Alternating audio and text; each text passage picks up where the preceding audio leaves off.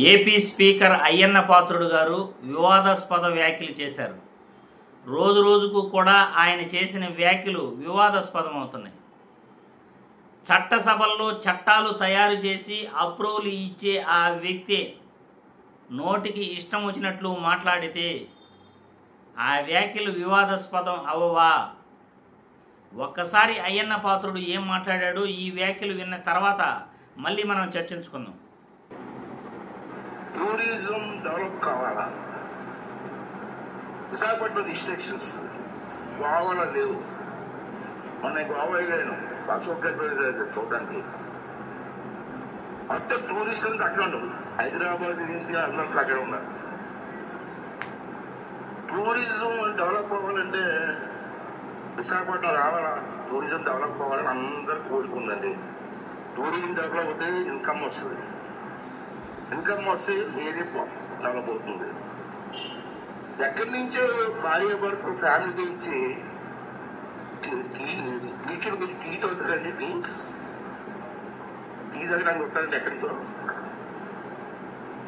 సరదాగా భార్య భర్తలు కూర్చొని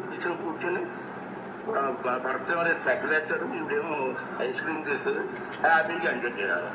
అవేమీ లేకుండా వచ్చేయండి ఎవరు వస్తారు? టూరిజం ఎవరు వస్తారండి? చూశారుగా, బహుశా అయ్యన్న పాత్రుడు గారు 3 వేసుకొని వచ్చినట్టున్నారు. అందుకే ఆ విధంగా మాట్లాడుతున్నారు. అది చంద్రబాబు నాయుడు గారి ట్రైనింగ్ మరి. ఎందుకంటే రాజు ఎలా ఉంటారో రాజుకు తగ్గట్టే ఆయన పరివారం కూడా అలాగే ఉంటుంది. ముఖ్యమంత్రి చంద్రబాబు నాయుడు గారు ప్రభుత్వ మద్యం దుకాణాలను క్లోజ్ చేసి ప్రైవేటు మద్యం దుకాణాలను ప్రోత్సహిస్తూ సాయంత్రం వరకు కష్టపడి వస్తారు. సాయంత్రం తర్వాత ఒక క్వార్టర్ తాగితే తప్ప బ్రదర్ అని చంద్రబాబు గారు అన్న మాటలే. అటువంటి ఒక పార్టీ అధ్యక్షుడే అలా మాట్లాడితే ఆ పార్టీలోని వ్యక్తులు మాట్లాడటం అది తప్పేమీ కాదు. ఎందుకంటే ఒక గౌరవప్రదమైన స్పీకర్ పదవిలో ఉండి చట్టసభల్లో చట్టాలు తయారు చేసే స్పీకర్ పదవిలో ఉండి ఇటువంటి వివాదాస్పద వ్యాఖ్యలు చేయటం నిజంగా ఇటువంటి వాళ్ళని ఏమనాలో కూడా అర్థం కావట్లేదు. ఎందుకంటే ఒక టూరిజం డెవలప్ అవ్వాలంటే భార్యాభర్తలు బీచ్కి వచ్చి టీ తాగాలనా? టీ తాగితే ఆ బీచ్లు డెవలప్ అవుతాయా? అంత దూరం నుండి భార్యాభర్తలు బీచ్కి వచ్చేది టీ తాగడానికేనా అని అంటున్న ఆయన, ఆ పెద్ద ఆయన, బీర్లు తాగితేనే మందు తాగితేనే బీచ్లు డెవలప్ అవుతాయి అని చెబుతున్న ఈ మేధావి సమాజాన్ని కలుషితం చేసే పనిలో కంకణం కట్టుకున్నాడు. ఎందుకంటే ఈ మేధావికి తెలియంది ఏమిటంటే ఒక బీచ్ అభివృద్ధి చెందాలన్నా, ఒక టూరిజం ప్లేస్ అభివృద్ధి చెందాలన్నా అక్కడ డెవలప్ చేసేటివి చాలా ఉంటాయి. మందు తాగితేనే అక్కడ డెవలప్ అవ్వదు.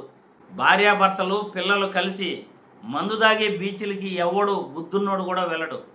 ఒక బీచ్ కానీ ఒక టూరిజం ప్లేస్ కానీ అభివృద్ధి చెందాలంటే అక్కడ రైడ్స్ పెట్టాలి, గేమ్స్ పెట్టాలి, చిన్నపిల్లలను ఆకట్టుకునే విధంగా ఆ ప్రాంతాన్ని డెవలప్ చేయాలి, షాపింగ్స్ పెట్టాలి, ఇంకా కూడా అక్కడ ఎగ్జిబిషన్స్ కానీ ఇంకా ఇతరత్ర ఎన్నో ఉన్నాయి డెవలప్ చేయడానికి.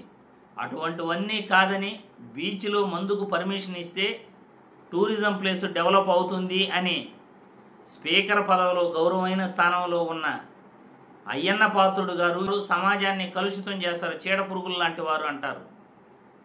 యథా రాజా తదా ప్రజ. ప్రభుత్వ మద్యం దుకాణాలు వద్దు, ప్రైవేటు మద్యం దుకాణాలే ముద్దు అని ఏపీ సీఎం ఎప్పుడైతే గవర్నమెంట్ పాలసీలని నాశనం చేశాడో ఆ రోజే సమాజం కలుషితం అయిపోయింది. రోజంతా కష్టపడి సాయంత్రం ఒక క్వార్టర్ తాగండి అని ఒక ముఖ్యమంత్రి పదవిలో ఉన్న వ్యక్తి ఏ రోజైతే చెప్పాడో ఆ రోజే సమాజం నాశనం అయిపోయిందని చెప్పాలి. మద్యపాన నిషేధం, సిగరెట్లు తాగకూడదు అని సినిమాలో మాత్రమే కింద యాడ్లు ఇస్తారు. సినిమాలు చూసేటప్పుడు, టీవీలు చూసేటప్పుడు అక్కడ మద్యం తాగుతుంటే, సిగరెట్లు తాగుతుంటే కింద మెసేజ్ వస్తుంది. అది చట్టం.